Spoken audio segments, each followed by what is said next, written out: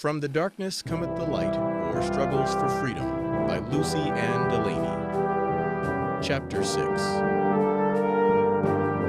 After the trial was over, and my mother had at last been awarded the right to own her own child, her next thought reverted to Sister Nancy, who had been gone so long, and from whom we had never heard. And the greatest ambition Mother now had was to see her child Nancy. So we earnestly set ourselves to work to reach the desired end, which was to visit Canada and seek the long-lost girl. My mother being a first-class laundress and myself an expert seamstress, it was easy to procure all the work we could do and our own prices. We found a great difference between slave and free labor. The first was compulsory, and therefore, at the best, perfunctory. The latter must be superior in order to create a demand, and realizing this fully, Mother and I expended the utmost care in our respective callings, and were well rewarded for our efforts. By exercising rigid economy and much self-denial, we at last accumulated sufficient to enable Mother to start for Canada, and oh, how rejoiced I was when that dear, overworked mother approached the time when her hard-earned and long-deferred holiday was about to begin.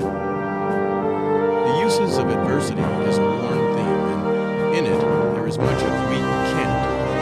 When it is considered how much of sacrifice the poverty-stricken must bear in order to procure the slightest gratification, should it not impress the thinking mind with amazement how much of fortitude and patience and honest will display in the exercise of self-denial? O ye prosperous, prate of the uses of adversity as poetically as you please. We, who are obliged to learn of them by bitter experience, would greatly prefer a change of surroundings. Mother arrived in Toronto 2 weeks after she left St. Louis and surprised my sister Nancy in a pleasant home. She had married a prosperous farmer who owned the farm on which they lived, as well as some property in the city nearby. Mother was indescribably happy in finding her child so pleasantly situated, and took much pleasure with her bright little grandchildren. After a long visit, we returned home, strongly urged to remain the rest of her life with Nancy. The old people were like little trees, uprooted, transplanted from the sea. They drew them down, no matter how bright the sunshine, how balmy the breezes.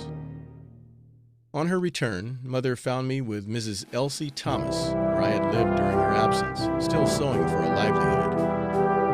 Those were the days in which sewing machines were unknown, and no stitching or sewing of any description was allowed to pass muster unless each stitch looked as if it were part of the cloth. The art of fine sewing was lost when sewing machines were invented.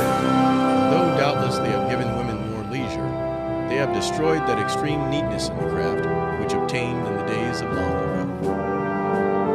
Time passed happily on with us, with no event to ruffle life's peaceful strain, until 1845, when I met Frederick Turner, and in a few short months we were made man and wife. After our marriage, we moved to Quincy, happiness was of short duration, as my husband was killed in the explosion of the steamboat Edward Bates, on which he was employed. To my mind, it seemed a singular coincidence that the boat which bore the name of the great and good man who had given me the first joy of my meager life, the precious boon of freedom, and that his namesake should be the means of weighting me with my first great sorrow. This thought seemed to reconcile me to my grief, for that name was ever so dear, and I could not speak it without reverence. The number of killed and wounded were many, and they were distributed among friends and hospitals. My husband was carried to a friend's where he breathed his last. Telegraphs were wanting in those times, so days passed before this wretched piece of news reached me. There being no railroads or any delays, I reached the home of my friend David told me my husband was dead and buried. Intense grief was mine, and my repining worried Mother greatly. She never believed in fretting about anything that could not be helped. My only consolation from her was, "Cast your burden on the Lord. My husband is down south, and I don't know where he is. He may be dead, he may be alive, he may be happy and comfortable, he may be kicked, abused, and half-starved. Your husband, honey, is in heaven, and mine, God only knows where he is."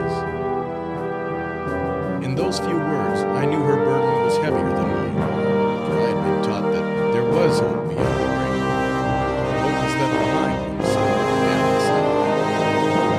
And so I resolved to conceal it, and devote myself to my mother, who had so failed and suffered so much. When we returned to St. Louis and took up the old life, minus the contentment which had